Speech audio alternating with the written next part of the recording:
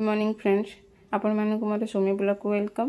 तो चलते देखा सांग मैंने मुझे गोटे प्लेट बनी तो देखी आज जलखिया आइटम उपर मुझे गोटे नहीं बाउल मुझे 2 चामच ऐड कर नहीं मांडिया गुंड रे आज मुझे बनैबी आज रेसिपी।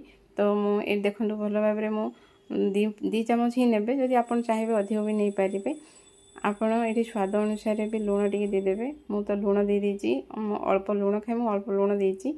ये मुझे गरम पानी करके रखी थी धीरे धीरे आपको आम भल भाव में मेल्ट करनबा कहीं यहाँ गरम पानी जेहेतु आम डायरेक्ट दली पारिबानी तो से चामच साहाय्य आम आपको हल्का हल्का पूरा पेस्ट बनई नवा। देखो एभली भाव में आपण मैंने भी पेस्ट बनई देवे आपको किसी समय घोड़े रखिदे से भितर आम आमर परिवा गुड़ा रेडी करनबा।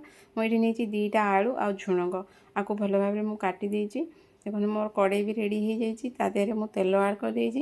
ये मुझे सोरिष फुटण सुखा लंका देती तो आपण मैंने भी चाहिए आपको स्किप करें किंतु पियाज आड करेंगे पियाजटा टी भल लगे सोरिष फुटण भी भल लगे ये सोरिष फुटण भी देवे। तो देखो मुझे पकई परिवा स्वाद अनुसार मु लुण नहीं जाइए आउे हलदी गुंड भल भाव में घाटी देखो मुझे लंगा पाउडर भी नहीं जाइए। देखो केते बढ़िया देखा जाउची हमर भजाटा।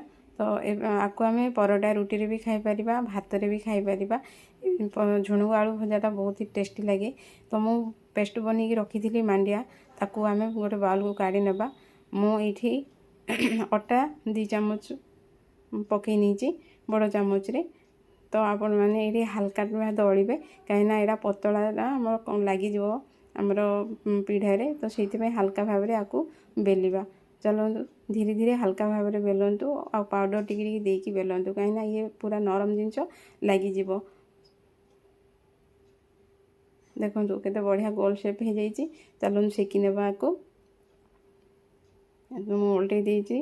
देखो ये हल्का हल्का फुटफुट हेले आपको आम सेकी नवा कहीं रुटीटा फुलिब।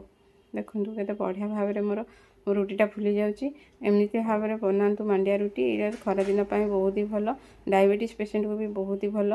तो रेडी हो जाइए मोर प्लेट आपण मैंने भी थोड़े ये बनातु आउ ट्रायल करूँ टेस्टा केमती लगुच आप निजे जानीपारे। तो थैंक यू फॉर वाचिंग। जय जगन्नाथ।